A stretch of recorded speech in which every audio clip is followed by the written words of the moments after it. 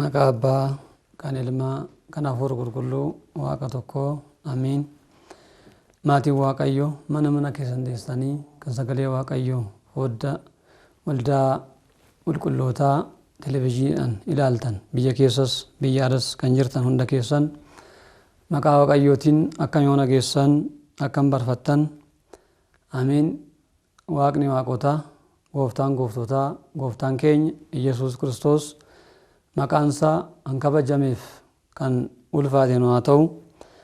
Ati gooftaa keenya Iyesuus Kiristoos qulqulleettiin maaramii, kan gooftaan keenya Iyesuus Kiristoos ishii kabaje, kan qulqulloonni ishii kabajan qulqulleettiin maaramii maqaan ishii bara baraan kan kabajame haa ta'u. Akka hayyama Waaqayyootti barumsa keenya mata dureen barumsa keenyaa Wangeela Yohaannis boqonnaa 14 lakkoofsa 26 irratti mata duree godhanneet bal'inaan barachuudhaaf yaalla. Hafuurri qulqulluun hunda keessan isin barsiisa. Hafuurri qulqulluun hunda keessan isin barsiisa. Wangeela Yohaannis boqonnaa 14 lakkoofsa 26 irratti sagalee dubbatameedha. Sagalee kana kan nutti hime, kan nu barsiise, kan dubbate gooftaa keenya, qoricha keenya, waaqa waaqotaa, mootii moototaa, gooftaa keenya Iyesuus Kiristoos. Kan nu barreesse immoo isa wangeela nu barreesse isa Yohaannis jedhamu. Yohaannis jechuun kennama abbaansaa Zabdiyoos kan jedhamu Maariyaam, haati isaa immoo Maariyaam Baafiliyaa kan jedhamtu, namoota Israa'el irraa, namoota kanarraa kan argame inni ta'e Yohaannis sagalee kana nu barreesseedha. Maal jedheen nu barreesse? Kiristoos bakka oolee bakka bulaa Kiristoos dachee kanarra gaafa deddeebi'u inni isa wajjin jira waan ta'eef Iyesuus Kiristoos kan barsiise mara laphee isaa keessatti barreeffatee fuulduratti immoo wanta ta'uuf akka barreessuuf Waaqayyo icciitii isaa banee fi inni Yohaannis kana nu barreessee jechaadha. Maal jedhee? Hafuurri qulqulluun hunda isaa isin barsiisa. Hafuura qulqulluun hunda isaa isin barsiisa jechuun isin beeksisa. Ani gara abbaa kootii nan deema. Ani gaafan deeme waa'ee kiyyaa isin barsiisa. Hafuurri qulqulluu beekumsa isiniif kenna. Beekumsa isiniif kenna waan ta'eef hafuurri qulqulluun hunda isaa isin beeksisa. Iji danqiskamuu libbakkamuu imanuu bee jedha. Wangeela Yohaannis boqonnaa 14 lakkoofsa 1 irraa kaastanii gaafa dubbistan hin rifatinaa, hin shakkinaa, hin sodaatinaa. Ani isin wajjinan jira. Abbaa kootittis amanaa, anattis amanaa. Abbaa kootitti hoo amantan, anattis hoo amantan mana abbaa koo kennama baay'eetu jira. Kennama kana argachuudhaaf sodaachuun sirraa hin barbaachisu, shakkuun sirraa hin barbaachisu, qajeeluma na beekuun sirraa barbaachisa. Na wajjin jiraachuudhaaf hafuurri qulqulluun dhufee eenyummaa kiyya akka isin barsiisu ani gara abbaa kootii gara samii nan deema. Gaafa ani gara samii deeme hafuurri qulqulluun dhufee du'aa ka'eetoon guyyaa gaafa 50 inni hafuurri qulqulluu gara keessan dhufee icciitii garagaraa isiniif kenna, isin barsiisa. Yoo inni dhufe waa'ee kiyyaa beektu. Waa'ee kiyyaa beekuudhaaf hafuurri qulqulluun sirra buluu qaba. Beekumsa argachuudhaaf, cimina argachuudhaaf, ruhii garagaraa argachuudhaaf, ruhii bara baraa argachuudhaaf hafuurri qulqulluun sirra hin bulin ana beekuu hin dandeechanii. Ana beekuudhaaf, na wajjin jiraachuudhaaf hafuurri qulqulluun sirra buluu qaba. Hojii isin hojjisiisuu qaba nuun jedha. Hafuura qulqulluu jechuun maal jechuudha? Hafuura qulqulluu jechuun maal jechuudha yoo jennu afaan Giriikiitiin Pharaklitos jedhama. Pharaklitos jechuun immoo kan beekumsa kennu, kan nama cimsu, kan nu beeksisu, waaqummaa isaa akka beeknu kan nu taasisudha. Hafuurri qulqulluun jechuun Pharaklitos jechuudha. Pharaklitos jechuun immoo kan jajjabina namaa kennu, kan beekumsa namaa kennu, kan ogummaa namaa kennu, kan waaqummaa isaa akka beeknu kan nu taasisu hafuura qulqulluudha jechaadha. Karaa biraatiin hafuura qulqulluu jechuun maal jechuudha jennee gaafa gaafanne hafuura qulqulluu jechuun uumaa jechuudha jedha kitaabni qulqulluun. Seera uumamaa boqonnaa tokko lakkoofsa tokko kaasnee gaafa dubbisne bal'innaan nutti hima. Waaqayyo duraan dursee jalqaba irratti samii kanaaf lafa kana uume. Lafni kunis ona turte, homaa hin qabdu, dukkana turte. Hafuurri Waaqayyoo ishiirra qubatee jira jedha. Hafuurri Waaqayyoo immoo Waaqa waan ta'eef, uumaa waan ta'eef jechaadha. Hafuurri namaa nama. Hafuurri Waaqayyoo immoo Waaqayyoo jechaadha. Hafuurri Waaqayyoo Waaqayyo. Hafuurri qulqulluun bishaanirra qubateetiin jira. Bishaan babbareechee jira. Lafa kanaaf samii kana kan uume isa waan ta'eef dachee qoqqoodamte sana tokko godhuudhaaf hafuurri qulqulluun waan barbaachisuuf hafuurri qulqulluun jedhame uumadha jechaadha. Akkanumas immoo wangeela Yohaannis boqonnaa 4 lakkoofsa 24 irratti akkas jedha. Waaqayyo hafuura, warroonni isaaf sagadanis hafuuraaf dhugaadhaan sagadaniifi jedha. Hafuuraa fi dhugaadhaaf sagadaniifi. Namni isaaf sagadu dhugaadhaan ijoollummaa argatee cuubbamee mucaa Waaqayyoo ta'ee, ilma Waaqayyoo ta'ee, Waaqayyotti amanee hafuurri qulqulluu gaafa sirra bulaa. Kanaaf inni wangeela Yohaannis barreesse Yohaannis Waaqayyo hafuura kan mul'atu miti. Namoonni isaaf sagadanis dhugaaf hafuuraan sagadanii. Wangeela Maatiyos, wangeela Yohaannis boqonnaa 3 lakkoofsa 5 kaasnes gaafa dubbisne dhugaan siniin jedha. Namni hafuura qulqulluu fi bishaan irraa hin cuubbamin mootummaa Waaqayyoo seenuu hin danda'u. Mootummaa Waaqayyoo seenuudhaaf hafuurri qulqulluun nurra buluu qaba jechaadha. Nurra hoo jiraate waan qajeela dubbanna, waan sirrii dubbanna, Waaqayyo wajjin jiraannaa jechaadha. Karaa biraatiin hafuura qulqulluu jechuun hafuura dhugaa jechuudha jedha. Hafuura qulqulluu jechuun hafuura dhugaa jechuudha. Kanammoo kan nu barreesse Yohaannis boqonnaa 5 kaasnee gaafa dubbisnu bal'innaan kan argannu waan ta'eef boqonnaa 14 lakkoofsa 16 irratti bal'innaan kan nutti hima. Wangeela Yohaannis boqonnaa 14 lakkoofsa 16 irratti akkas jedhee nutti hima jechaan.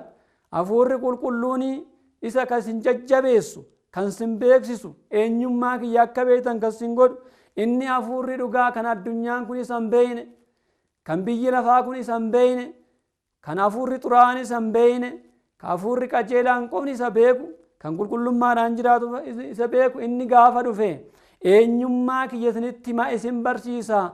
Inni hafuura dhugaatii kan addunyaan kun dacheen kun kan isa hin beekne, kan isatti dhiyaate malee isa beeku kan hin dandeenye. Hafuurri qulqulluun kun waa'ee koo isinitti hima. Hafuura qulqulluu jechuun hafuura dhugaa jechuudha. Akkanumas immoo hafuura qulqulluu jechuun hafuura jireenyaa jechuudha. Qulqulluun Phaawulos Roomee 8 lakkoofsa 9 irratti akkas jedhee nutti hima jechaadha. Hafuurri qulqulluun Waaqayyo akka ta'e yoo beekne inni nu wajjin jiraata. Wajjin bara baraan jiraanna. Yoo duunes ka isaatti taana. Mootummaa Waaqayyoos seenna. Waa'ee isaa barsiisuuf hafuurri qulqulluun yoo nurra hin bulin barsiisuu hin dandeenyu jechaadha. Hafuurri qulqulluun bakka jirutti immoo akkanumas hafuurri qulqulluun taane hafuurri xuraa'aa waan jiruuf Waaqayyo akka hin beekne kan nu taasisu inni kan seexanaa kan ta'e jechaadha. Hafuura kan jedhu tokkoffaa Waaqayyo hafuura jedhameera. Lammaffaa qilleensi hafuura jedhameera. Sadaffaa immoo nafseen namaas hafuura jedhamteerti. Maaliif hafuura jedhamanii wannoonni kun amma dubbanne kun hafuura kan jedhamaniif kan ijaan hin mul'anne, kan harkaan hin qaqqabamne waan ta'aniif hafuura jedhamanii jiru jedha. Kanaafuu hafuurri qulqulluun hafuura jaalalaas jedhamee jira jedha. Ximootiyoos lammaffaa boqonnaa 1 lakkoofsa 7 irratti bal'innaan nutti himee jira. Maal jedhee nutti hima? Waaqayyo hafuura, hafuuraa fi humna jaalalaati Waaqayyo jedha. Waaqayyo hafuuraa fi humna jaalalaati. Gooftaan keenya Yesuus Kiristoos gara samiitti gaafa deemuu barbaadu, gara abbaasaa gaafa ol sakkuu barbaadu akkas jedheera. Wangeela Luqaas boqonnaa 24 lakkoofsa 49 irratti amma nani dhufutti, amma humni isinii dhufutti antumus tanabaru gara Yerusaalem iskatalabbisu hayla. Amma hafuura qulqulluu humna argattanitti, amma beekumsa cimaa argattanitti, amma sodaan sirraa ka'utti, amma sanitti as turaa Yerusaalemiin bahinaa.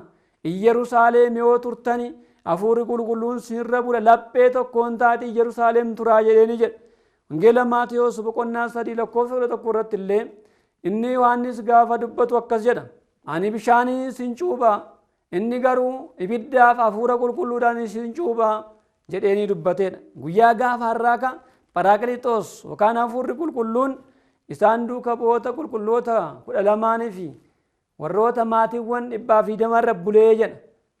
Hojii duuka bu'ootaa, hojii qulqullootaa boqonnaa 2 lakkoofsa 1 irraa kaasnee gaafa dubbisnu bal'inaan arganna. Guyyaa gaafa 50 guyyaa 50 gaafa gahee nuun jedha. Guyyaa 50 gaafa gahee jechuun Kiristoos du'aa ka'ee guyyaa 50 irratti hafuurri qulqulluun qulqullootaa bu'ee jedha. Akkamitti bu'eennaan qilleessaa bomboleettii fakkaatee isaanirra bu'ee, akkanumas immoo ibidda mukukkula fakkaatee bu'ee, isaanirra gaafa bu'ummoo hafuurri qulqulluun kun isaanis qoonqa 71 dubbatanii, qoonqa baay'ee dubbachuu jalqabani, beekumsa isaaniif laate, laphee tokko isaaniif laate, Yerusaalem keessa laphee tokkoon taanii gaafa Waaqayyoon kadhatan, laphee tokkoon taanii gaafa Waaqayyotti bulan, laphee tokkoon taanii gaafa sakadatan hafuurri qulqulluu isaanirra bulee nuun jedha. Hafuurri qulqulluun qulqulloota irra kan bule laphee tokko waan ta'aniif, Yerusaalem bataskaanaa waan hin baaneef, waan cimanii eeganiif, tokkummaadhaan waan eeganiif, hafuurri qulqulluun isaanirra bulee waan isaan barbaadan, waan Iyesuus Kiristoos innumti isaanitti hime san waa'ee waaqummaa Iyesuus Kiristoos bal'innaan beekuu jalqabanii, qooqa 71 dubbachuu jalqabaniidha. Qooqa duraan beekan irratti manni amantaa Ortodoksii qooqa baay'eedhaan barreessuu dandeechi. Qooqa beekaniin maraa barsiisuun cubbuun qabu barsiisuun nu barbaachisa jechaadha. Qooqa 71 isaaniif mul'ate beekumsa isaaniif kenne hafuurri qulqulluun jedha. Hafuurri qulqulluun beekumsa isaaniif kenninaan isaan qooqa 71 dubbatanii, inni Phexrosis ol ka'ee namoonni naannoo sanii gaafa isaan raajii adda addaa hojjetan argan, isinii maal dubbattanii hin machooftanii jennaan, qulqulluun Phexros ol ka'ee amma yeroon yeroo machii miti, yeroon isaan sa'a 3 gana hin geenye, ganama keessaa sa'a 3 bareeti, kanaafuu machoofne isaan kan machaan hafuura qulqulluun isaan irra bulee beekumsa argatanii Waaqayyoon galateeffachaa jiranii. Nullee Waaqayyoon galateeffachuudhaaf hafuurri qulqulluun gaafa nurra bule Waaqayyo galateeffachuu dandeenya. Yookaan hin ta'u, hafuura xuraa'aatiin hin ta'u, hafuura sobaatiin hin ta'u, hafuura qulqulluutiin Waaqayyo galateeffachuu dandeenya jechaadha. Hafuurri qulqulluun kan beekumsa namaa kenna, beekumsa isaanii kenneedha.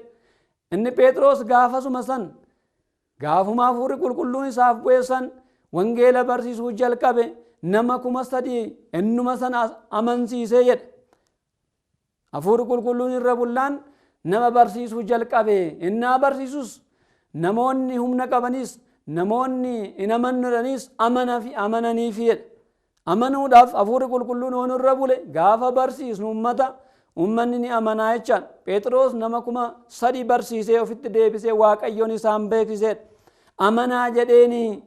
Keessattuu immoo hojii duuka bu'ootaa boqonnaa 2 lakkoofsa 38 irratti amanaa jedhee isaan barsiise. Waaqayyotti amanaa, Waaqayyoon beekaa, maqaa abbaatiin, maqaa ilmaa, maqaa hafuura qulqulluutiin cuubbamaa, gaafas isa argattu hafuurri qulqulluun kennama isiniif kennaa jedha. Isaan irraa hafuurri qulqulluun bahee kennama adda addaa isaaniif kenneedha. Kennama isaaniif kenne kennama humnaa, kennama beekumsaa, kennama jaalalaa, kennama wangeelaa, kennama mootummaa Waaqayyoo ittiin seenan isaaniif kenne. Kanaaf duraan dursee akkuma kaasnetti hin rifatinaa, sodaatinaa, humna isiniif kenna, kanan ani isinii kennu, humni ani isinii kennu akka addunyaan kun isinii kennuu miti. Hafuura addaan isinii kenna, addunyaan kun waan kennaan isinii kennu isinii hin kennu. Ani waaqummaa kooti isiniifan kenna. Hafuurri qulqulluun beekumsa maraa isiniif kenna, hundumaa isiniif kenna. Waan isin barbaaddan, waan qajeela ta'e, waan waaqummaa ittiin beektan, waan mootummaa isaa ittiin beektan, waan isiniif ibse maraa akka ibsuu dandeechan humna gara garaa isiniif kenna hafuurri qulqulluu. Yoo akkas ta'e malee mootummaa waaqayyoo seentanii yoo hafuurri qulqulluun sirra hin bulin, yoo gaabbii hin galin, yoo natti hin amanin, yoo hin soomin, yoo daandii kootirra hin deemin mootummaa koo seenuu hin dandeechanii. Icciitiin kasiniif banamu hafuura qulqulluutiin. Hafuurri qulqulluun qaama Sillaasee sadan keessaa isa tokkodha jedha kitaabni. Qaamni Sillaaseen qaamaan hojiidhaan maqaadhaan sadii, maqaadhaan abbaa, ilma, hafuura qulqulluu jennee yaamna jechaadha. Gochaan immoo abbaan kan dhala, ilmi kan dhalate, hafuurri qulqulluun kan ba'e jenneet dubbanna jechaadha.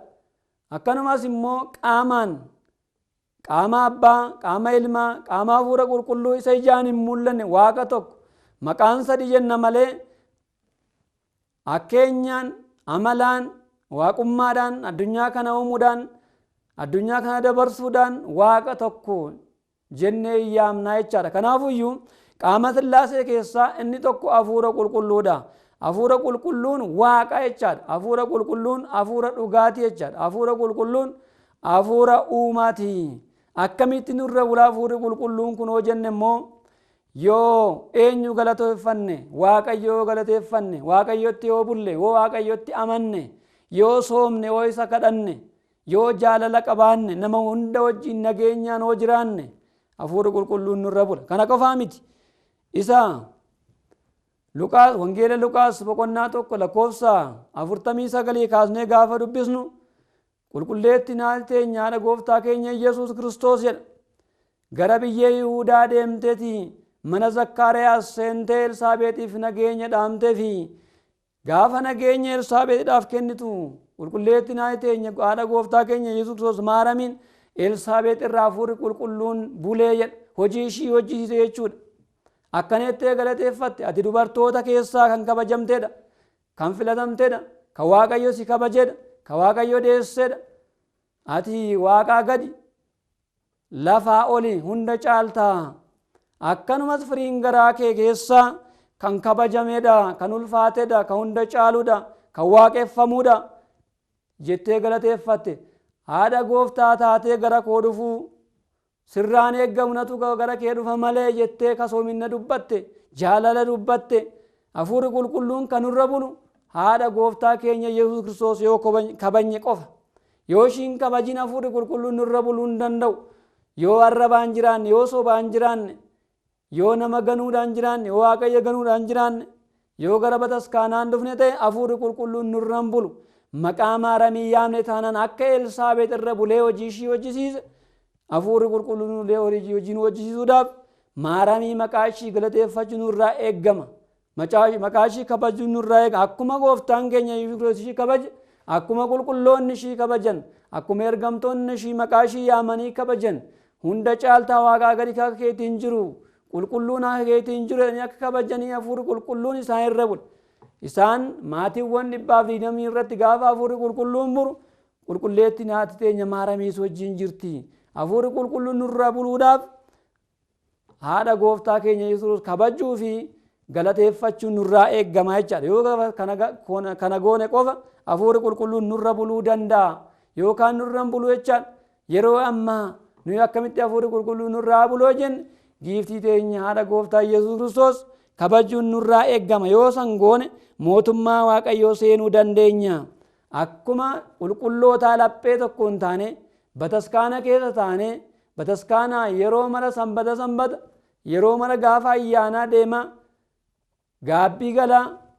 Akkanumas foon Kiristoosiif dhiiga Kiristoos nyaachaa fi dhugaa ruhii bara baraa argachuu ni dandeenya jechaadha. Namni foon kiyya nyaate dhiiga kiyya dhuge mootummaa kiyya seenaa. Akkanumas immoo cubbuunsaa irraa dhiqama.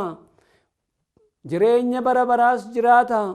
Jireenya bara baraa kan jiraatu kan waaqeffannu jireenya bara baraa kan jiraatu waan ta'eef nullee akkasumatti jiraannaa jechaadha. Kanaafuyyuu hafuurri qulqulluun nurraa akka bulu yoo barbaanne tokkoon keenya mana keenya teenyee kan dhaggeeffannu amantaadhaan cimuun nurraa eeggama.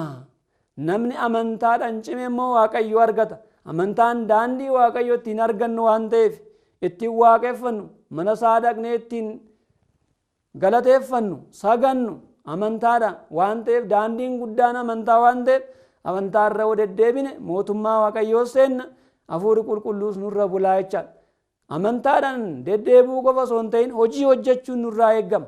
Yoo hojii hojjenne amantaan amantaa ta'a jechaadha. Amantaan hojii malee kan duutedha. Amantaan hojii malee kan duute waan taateef hojii yoo hojjenne garuu mootummaa waaqayyoo seenna hafuurri qulqulluun nurra bulaa jechaadha. Hojii hojjechuu qofaa miti. Lapheedhaan akkuma qulqullootaa laphee tokkoon ta'anii jedha. Hojii duukaa bootaa boqonnaa 2:1 gaafa dubbistu kana arganna. Laphee tokkoon ta'anii cimanii Yerusaalemii osoo hin bahin mana amantaa ta'anii osoo eeggatanii hafuurri qulqulluun isaan irra bulee beekumsa adda addaa akka isaaniif kennee isaaniif laatetti jechaadha. Laphee tokkoon ta'uun nurraa eegama. Gaafa laphee tokkoon taane mootummaa waaqayyoo seenna. Lapheen keenya garuu qoqqoodame hin ta'u. Qoqqoodamuun nurraa hin eegamu. Nu tokko ta'uu qabna. Amantaa keessatti lolli hin barbaachisu. Amantaa keessatti tokkummaan barbaachisa. Amantaa keessatti jaalalatu barbaachisa. Amantaa keessatti tokkummaa fi beekumsatu barbaachisa. Beekumsaan deddeebi'uun nurraa eegama jechaan. Yoo waaqayyoon galatooffanne, yoo isaaf saganne, inni hunda caalaa waan ta'e wanna maraa nuu kenna. Wanta sodaanne mara bira darbuu dandeenya. Duuka bu'oonni osoo hafuurri qulqulluun irra hin bulin dura hin sodaatan ture jedha. Hafuurri qulqulluun nurra hin bulle taanaan hin sodaanna. Akka hin sodaanne garuu akka hafuurri qulqulluun nurra bulu hafuura qulqulluu galateeffachuu, kabajuu, sagaduu fi barbaachisa jechaan. Qaama Sillaasee keessaa isa tokko kan ta'e waan ta'eef waaqa waan ta'eef akkuma reefu ilaallu.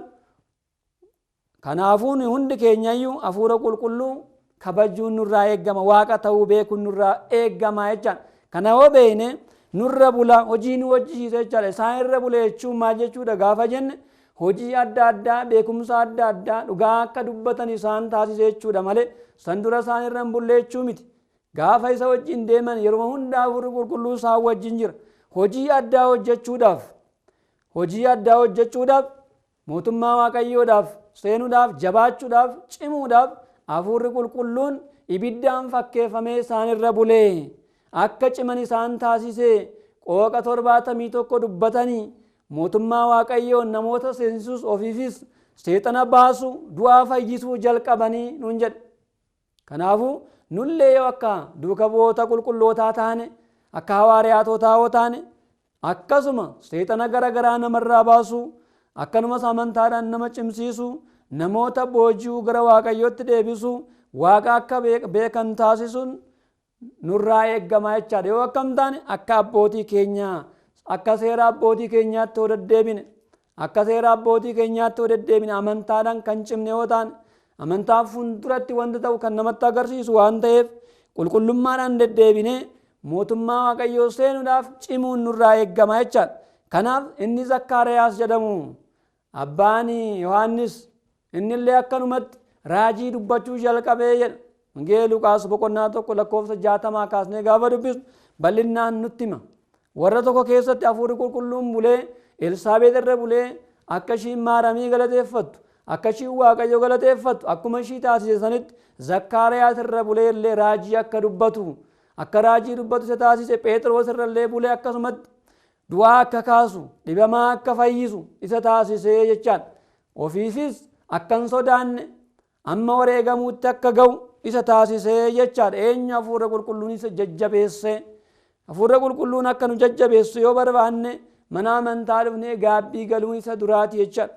Yoo gaabbii galle cubbuu keenya kanaan dura dubbanne gara lubaatti deemne yoo itti himanne balleessee jirra yoo jenne fuuldura waaqayyootti boonye akkanumas saganne kadhannee yoo gara waaqayyootti deemne isa kadhanne dhiifama inni nuu taasisa. Abbaa dhiifamaa waan ta'eef abbaan keenya hafuurri qulqulluun abbaa dhiifamaati. Inni Pharakletos jedhamu abbaa dhiifamaa keenyaati.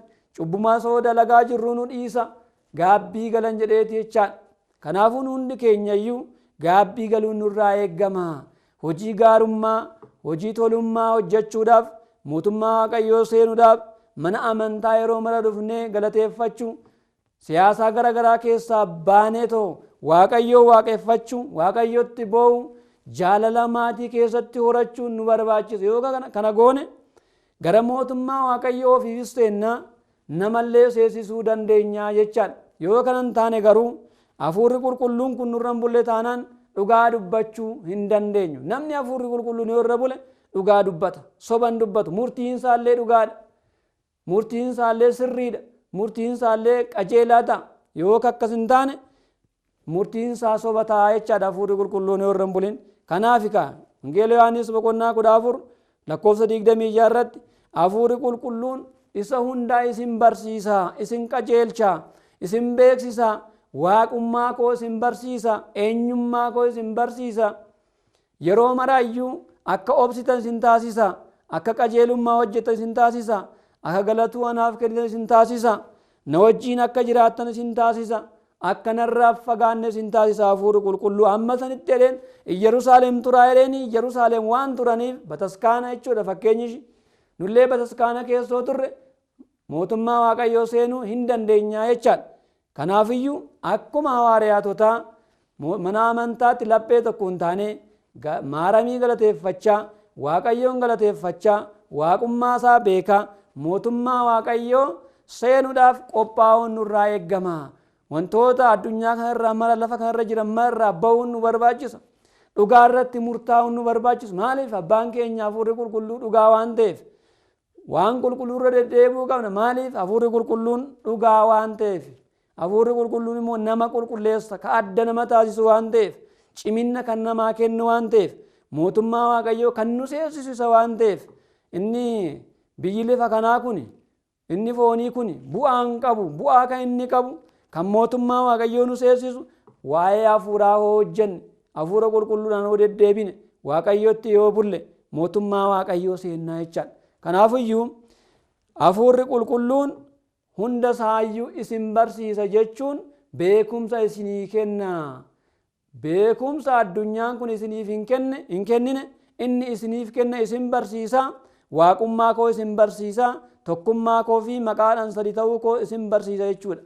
Kanaafuu kan nu barsiise Waaqni waaqotaa, mootiin moototaa, gooftaan keenya Yesuus Kiristoos galatuun isaaf haa ta'u. Akkanumas haadha gooftaa keenya Yesuus Kiristoos kan taate qulqulleettiin maaramii maqaan ishii kan kabajame haa ta'u. Galatooma.